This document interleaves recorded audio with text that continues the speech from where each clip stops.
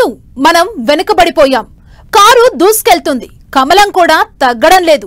అనుకున్నంత స్థాయిలో మన రియాక్షన్ ఉండడం లేదు.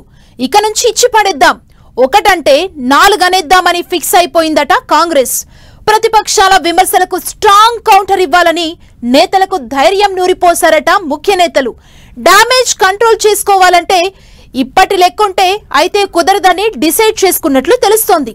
ఇంతకీ హస్తం యాక్షన్ ప్లాన్ ఏంటి? ఇప్పుడున్న పరిస్థితుల్లో అపోజిషన్ కి ఇచ్చి పడేయడం అంత ఈజీయా?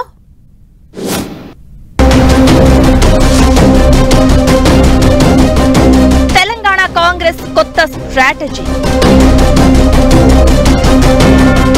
అపోజిషన్ కు స్ట్రాంగ్ కౌంటర్ ఇచ్చే ప్లాన్. హస్తం అస్త్రం వర్కౌట్ అవుతుందా? ఇప్పటిదాకా ఓ లెక్క, ఇప్పటి నుంచి మరో లెక్క అంటోంది తెలంగాణ కాంగ్రెస్. అంటే పడ్డాం, అపోజిషన్ కదా అని వదిలేశాం, ఇక కథ వేరే ఉంటదని చెప్తోంది. ప్రతిపక్షాల మాటకు ధీటుగా జవాబు ఇస్తామంటోంది. విపక్షాల విమర్శలను ఎలా తిప్పికొట్టాలనే దానిపై మేధోమదనం చేస్తోంది. అందుకోసం సరికొత్త వ్యూహంతో ముందుకెళ్లాలని చూస్తోంది కాంగ్రెస్.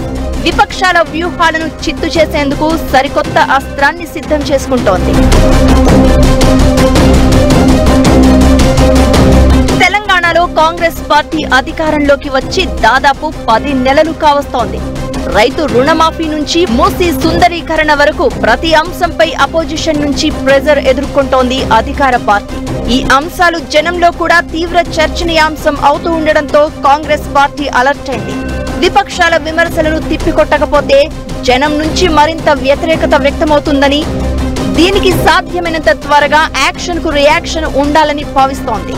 అందుకోసమే ఈ మధ్య కాంగ్రెస్ శాసనసభాపక్షం సమావేశం ఏర్పాటు చేసింది. కొత్త పిసిసి చీఫ్ కు సన్మానం పేరుతో ఏర్పాటు చేసిన కార్యక్రమంలో ప్రస్తుత రాజకీయ పరిస్థితులపైనే చర్చించారు. ప్రభుత్వంలో భాగస్వామ్యమైన కార్పొరేషన్ చైర్మన్లతో పిసిసి చీఫ్ సుదీర్ఘంగా భేటీ అయ్యారు. కార్పొరేషన్ చైర్మన్ల సమావేశంలో CM Revanth, PCC chief Mahesh Kumar Goud ప్రధానంగా ఒక అంశాన్ని బలంగా ప్రస్తావించినట్లు తెలుస్తోంది. 10 ఏళ్ల తర్వాత కార్యకర్తలు బలంగా పోరాడి సాధించిన అధికారాన్ని కలిసికట్టుగా నిలబెట్టుకోవాల్సిన అవసరం ఉందనే సెంటిమెంట్ ను రగిలించారట. ప్రభుత్వం అనేక మంచి పనులు చేస్తున్నా వాటిని జనంలోకి సమర్థవంతంగా తీసుకువెళ్లడంలో విఫలమవుతున్నామనే అంశాన్ని ప్రస్తావించినట్లు తెలుస్తోంది. పెద్ద మొత్తంలో రుణమాఫీ చేసినా అనుకున్నంత పాజిటివ్ రాకపోగా జనంలో నెగటివ్ అవుతున్నామని ప్రస్తావించారు.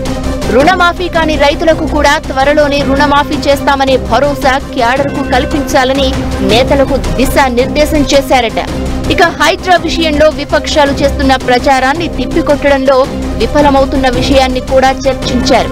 చెరువులు, పార్కుల పరిరక్షణ కోసం ఏర్పాటు చేసిన వ్యవస్థ విషయంలో ప్రజల్లో పాజిటివ్ చర్చ జరిగేలా ప్రయత్నించాలని సీఎం, పిసిసి చీఫ్ నేతలకు దిశానిర్దేశం చేశారు. ఇక మూసీ సుందరీకరణ విషయంలో పార్టీ గొంతు ఏమాత్రం జనంలోకి పోవడం లేదని అటు సీఎం, ఇటు పిసిసి చీఫ్ ఇద్దరూ ఆవేదన వ్యక్తం చేశారు. మూసీ విషయంలో గతంలో బీఆర్ఎస్, బీజేపీలు చెప్పిన హామీలను జనంలోకి తీసుకువెళ్లాలని సూచించారు.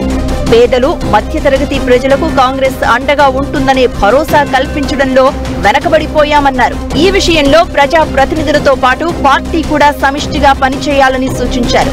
ప్రభుత్వం చేసే కార్యక్రమాలను జనంలోకి సమర్థవంతంగా తీసుకువెళ్లడంలో పార్టీ ముందుండాలని స్పష్టం చేశారు.